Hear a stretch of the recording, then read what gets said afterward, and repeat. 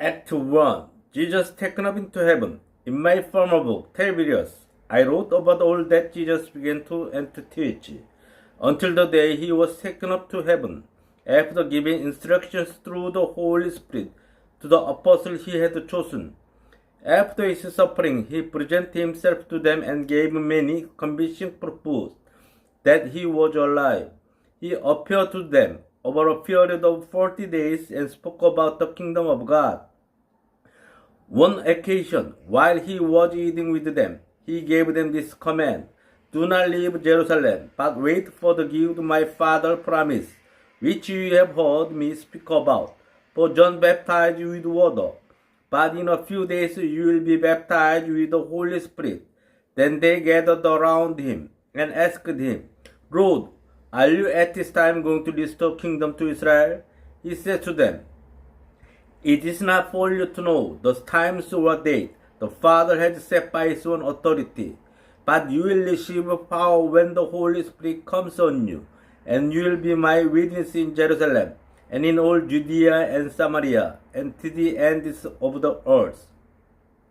After he said this, he was taken up before their very eyes, and a cloud hid him from their sight. They were looking intently up into the sky as he was going, when suddenly two men dressed in white stood beside them.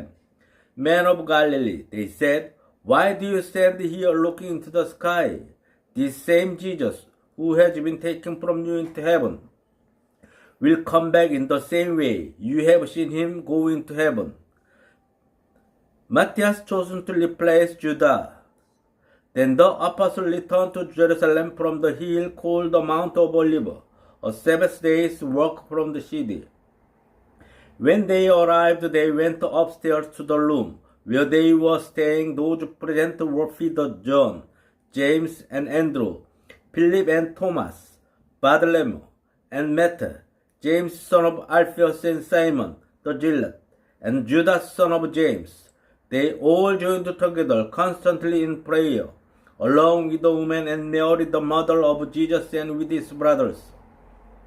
In those days Peter stood up among the believers, a group numbering about 120, and said, "Brothers and sisters, the scripture has to fulfill in which the Holy Spirit spoke long ago through David concerning Judas, who served as a guide for those who arrested Jesus. He was one of our number and shared in our ministry. With the payment he received for his wickedness, Judas bought a field. There he fell headlong, his body burst open, and all his intestines spilled out. Everyone in Jerusalem heard about this, so they called that field in their language Arkedma, that is, field of blood. For said Peter, it is written in the book of Psalms, May his place be deserted, let there be no one to dwell in it, and marry another take his place of leadership. Therefore, it is necessary to choose one of the men who have been with us the whole time, the Lord Jesus was living among us, beginning from John's baptism to the time when Jesus was taken up from us. For one of these must become a witness with us of his resurrection." So they nominated two men, Joseph called Barsabas, also known as just as Matthias. Then they prayed, "Lord, you know everyone's heart. Show us which of these two you have chosen to take over this apostle ministry, which Judas left to go where he belongs." Then they cast lot, and the lot fell to Matthias, so he was added to the 11 apostles. Act 2.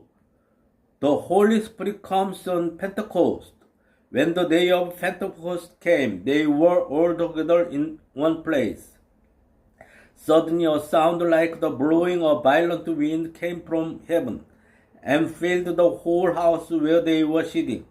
They saw what seemed to be tongues of fire. They separated and came to rest on each of them. All of them were filled with the Holy Spirit and began to speak in other tongues, as the Spirit enabled them. Now there were staying in Jerusalem God-fearing Jews from every nation under heaven. When they heard this sound, a crowd came together in bewilderment because each one heard their own language being spoken. Utterly amazed, they asked, "Aren't all these who are speaking Galileans? Then how is it that each of us hears them in our native language?" Parthians, Medes, and Elamites, residents of Mesopotamia, Judea, and Cappadocia, Pontus, and Asia, Phrygia and Familia, Egypt, and the father of Libya, near Syrian visitors from Rome, both Jews and converted to Judaism, Greeks and Arabs, we hear them declaring the wonders of God in our own tongues. Amazed and perplexed, they asked one another, "What does this mean?" Some, however, made fun of them and said, "They have had too much wine." Peter addressed the crowd. Then Peter stood up with the 11, raised his voice and addressed the crowd. "Fellow Jews and all of you who live in Jerusalem, let me explain this to you. Listen carefully to what I say. These people are not drunk as you suppose. It's only 9 in the morning. No, this is what was spoken by the prophet Joel. In the last days, God says, I will pour out my spirit on all people. Your sons and daughters will be prophesy, your young men will see visions, your old men will dream dreams. Even on my servant, both men and women, I will pour out my spirit in those days, and they will prophesy. I will show wonder in the heavens above and signs on the earth below, blood and fire and billows of smoke. The sun will be turned to darkness, and the moon to blood before the coming of the great and glorious day of the Lord. And everyone who calls on the name of the Lord will be saved. Fellow Israelites, listen to this. Jesus of Nazareth was a man accredited by God to you by miracles, wonders and signs, which God did among you through him, as you yourselves know. This man was handed over to you by God's deliberate plan and acknowledged, and you, with the help of a wicked man, put him to death by nailing him to the cross. But God raised him from the dead, thrilling him from the agony of death, because it was impossible for death to keep its hold on him.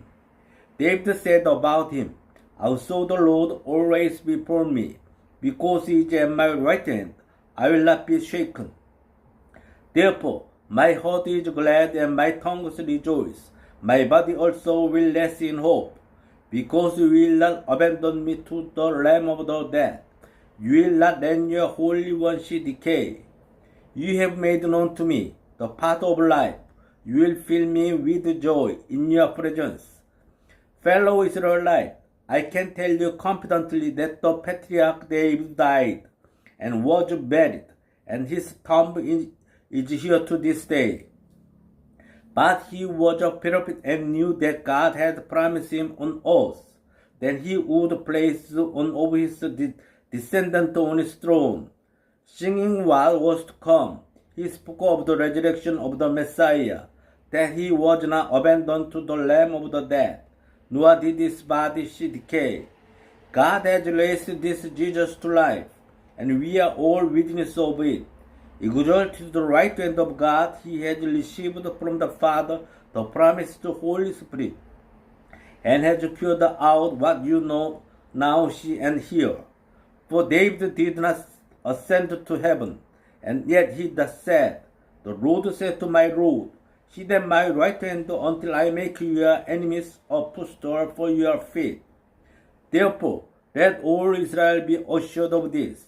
God has made this Jesus, whom you crucified, both Lord and Messiah. When the people heard this, they were cut to the heart and said to Peter and the other apostles, Brothers, what shall we do? Peter replied, Repent and be baptized, every one of you, in the name of Jesus Christ for the forgiveness of your sins, and you will receive the gift of the Holy Spirit. The promise is for you and your children and for all who are far off, for all whom the Lord our God will call. When many on other words, he warned them, and he pleaded with them, save yourselves from this corrupt generation. Those who accepted his message were baptized, and about 3,000 were added to their number that day. The fellowship of the believers. They devoted themselves to the apostles' teaching and to fellowship, to the breaking of bread and to prayer. Everyone was filled with awe at the many wonders and signs performed by the apostles. All the believers were together and had everything in common. They sold property and possessions to give to anyone who had need. Every day they continued to meet together in the temple court. They broke bread in their homes and ate together with glad and sincere heart, praising God, and he enjoyed the favor of all the people. And the Lord added to their number daily those who were being saved. Act 3. Peter heals a lame beggar. One day Peter and John were going up to the temple at the time of prayer at 3 in the afternoon. Now a man who was lame from birth was being carried to the temple gate called Beautiful, where he was put every day to beg from those going into the temple court. When he saw Peter and John about to enter, he asked them for money. Peter looked straight at him, as did John. Then Peter said, "Look at us." So the man gave them his attention, expecting to get something from them. Then Peter said, "Silver or gold I do not have, but what I do have, I give you. In the name of Jesus Christ of Nazareth, walk." Taking him by the right hand, he helped him up, and instantly the man's feet and ankles became strong. He jumped to his feet and began to walk. Then he went with them into the temple court, walking and jumping and praising God.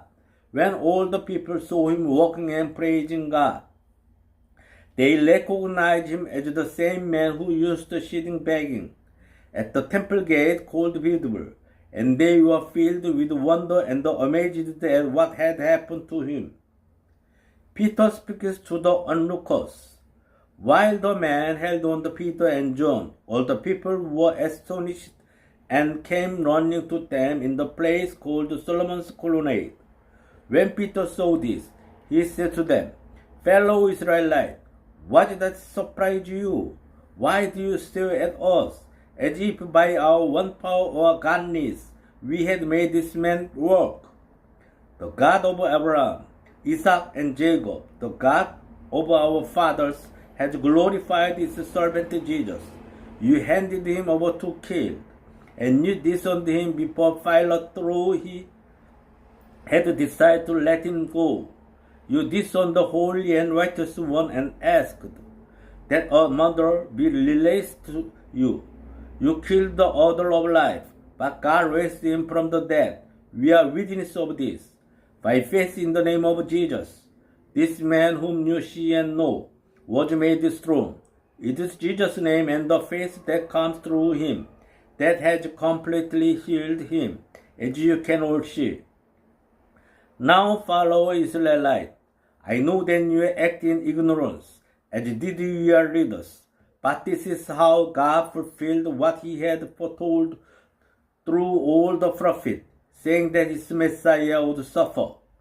Repent, then, and turn to God so that your sin may be wiped out, that times of refreshing may come from the Lord, and that he may send his Messiah, who has been appointed for you, even Jesus.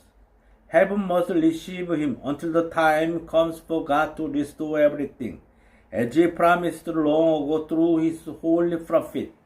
For Moses said, "The Lord your God will raise up for you a prophet like me from among your own people. You must listen to everything he tells you. Anyone who does not listen to him will be completely cut off from their people." Indeed, beginning with Samuel, all the prophets who have spoken have foretold these days. And you are heirs of the prophet and of the covenant God made with your fathers. He said to Abraham, through your offspring, all peoples on earth will be blessed. When God raised up his servant, he sent him first to you to bless you by turning each of you from your wicked ways.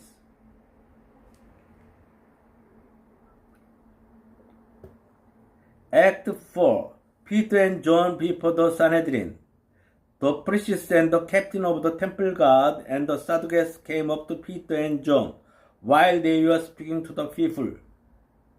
They were greatly disturbed because the apostles were teaching the people, proclaiming in Jesus the resurrection of the dead.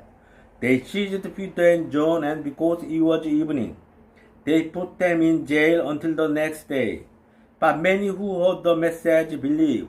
So the number of men who believed grew to about 5,000. The next day the rulers, the elders, and the teachers of the law met in Jerusalem. Annas the high priest was there, and so were Caiaphas, John, Alexander, and the others of the high priest's family. They had Peter and John brought before them, and began to question them. By what power or what name did you this?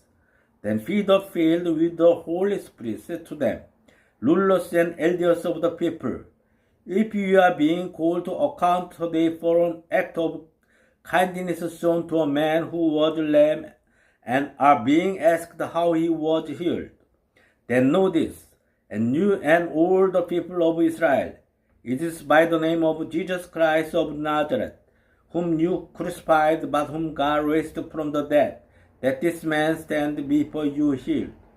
Jesus is the stone you builders rejected, which has become the cornerstone. Salvation is found in no one else, for there is no other name under heaven given to mankind by which we must be saved. When they saw the courage of the Peter and John and realized that they were unschooled, ordinary men, they were astonished, and they took note that this man had been with Jesus. But since they could see the man who had been healed standing there with him, there was nothing they could say. So they ordered them to withdraw from the Sanhedrin, and then compared together. What are we going to do with this man? They asked. Everyone living in Jerusalem knows they have performed a notable sign, and we cannot deny it. But to stop these things from spreading and further among the people, we must warn them to speak no longer to anyone in this name. Then they called them in again and commanded them not to speak or teach at all in the name of Jesus. But Peter and John replied, which is right in God's eyes, to listen to you or to him? You be the judges. As for us, we cannot help speaking about what we have seen and heard. After Peter threats that let them go, they could not decide how to punish them, because all the people were praising God for what had happened. But the man who was miraculously healed was over 40 years. The believers' prayer. On their release, Peter and John went back to their own people and reported all that the chief priests and the elders had said to them. When they heard this, they raised their voice together in prayer to God. Sovereign Lord, they said, you made the heavens and the earth, and the sea and everything in them. You spoke by the Holy Spirit through the mouth of your servant, our father David. Why do the nations rage and the people plot in vain? The kings of the earth raise up, and the rulers band together against the Lord, and against him anointed one. Indeed, Herod and Pontius Pilate met together with the Gentiles and the people of Israel in this city to conspire against your holy servant Jesus, whom you anointed. They did not your power and will had decided beforehand it should happen. Now, Lord, consider their threats and enable your servant to speak your word with great boldness. Stretch out your hand to heal and perform signs and wonders through the name of your holy servant Jesus. After they fled the place where they were meeting was shaken, and they were all filled with the Holy Spirit and spoke the word of God boldly. The believers shared their possessions. All the believers were one in heart and mind. No one claimed that any of their possessions was their own, but they shared everything they had. With great power, the apostles continued to testify to the resurrection of the Lord Jesus, and God's grace was so powerfully at work in them all that there were no needy person among them. For from time to time those who owned land or houses sold them, borrowed the money from the sales, and put it at the apostles' feet, and it was distributed to anyone who had need. Joseph, a Levite from Cyprus, whom the apostle called Barnabas, which means son of encouragement, sold the field he owned and brought the money and put it at the apostles' feet.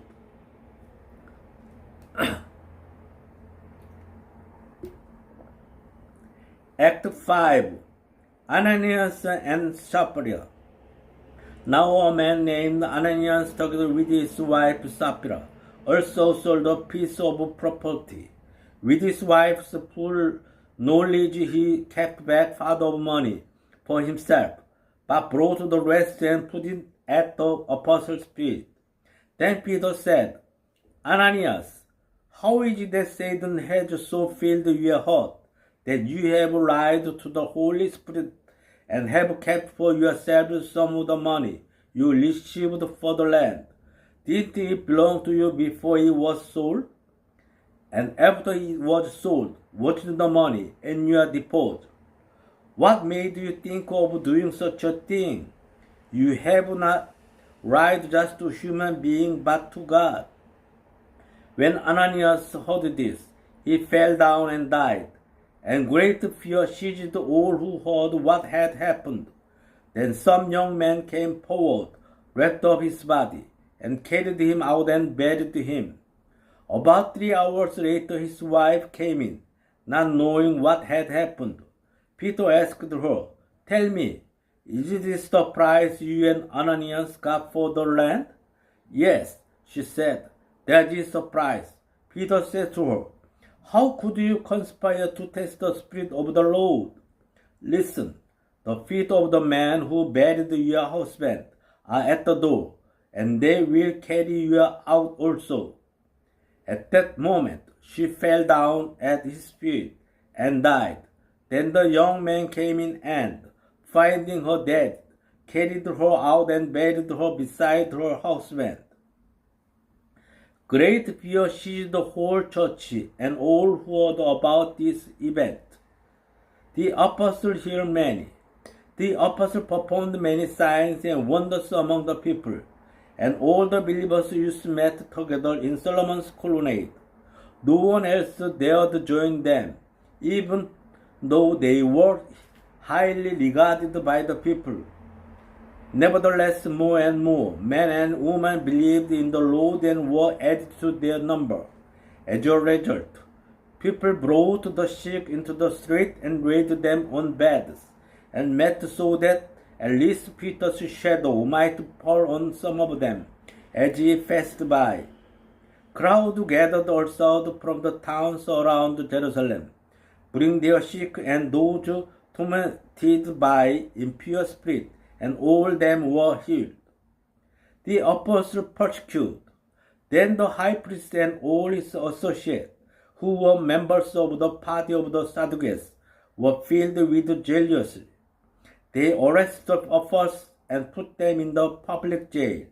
But during the night, the angel of the Lord opened the doors of the jail and brought them out. Go, stand in the temple court, he said, and tell the people all about this new life. At daybreak they entered the temple court, as they had been told, and began to teach the people. When the high priest and his associate arrived, they called together the Sanhedrin, the full assembly of the elders of Israel, and sent to the jail for the apostles. But on arriving at the jail, the officials did not find them there, so they went back and reported. We found the jail surely locked, with a guard standing at the doors. But when we opened them, we found no one inside. On hearing this report, the captain of the temple guard and the chief priests were at a loss, wondering what this might lead to. Then someone came and said, "Look, the men you put in jail are standing in the temple court teaching the people." At that the captain went with his officers and brought the apostles. They did not use force, because they feared that the people would stone them. The apostles were brought in and made to appear before the Sanhedrin, to be questioned by the high priests. "We gave you strict orders not to teach in this name," he said, "yet you have filled Jerusalem with your teaching, and are determined to make us guilty of this man's blood." Peter and the other apostles replied, "We must obey God rather than human beings. The God of our ancestors raised Jesus from the dead, whom you killed by hanging him on a cross. God exalted him to his one right hand of Prince and Savior, that he might bring Israel to repentance and forgive their sins. We are witnesses of these things, and so is the Holy Spirit, whom God has given to those who obey him." When they heard this, they were furious and wanted to put them to death. But a Pharisee named Gamaliel, a teacher of the law, who was honored by all the people, stood up in the Sanhedrin and ordered that the man be put outside for a little while. Then he addressed the Sanhedrin, "Men of Israel, consider carefully what you intended to do this man. Some time ago, Judas appeared claiming to be somebody, and about 400 men rallied to him. He was killed. All his followers were dispersed, and it all came to nothing. After him, Judas the Galilean appeared in the days of the census and led a band of people in revolt. He too was killed, and all his followers were scattered.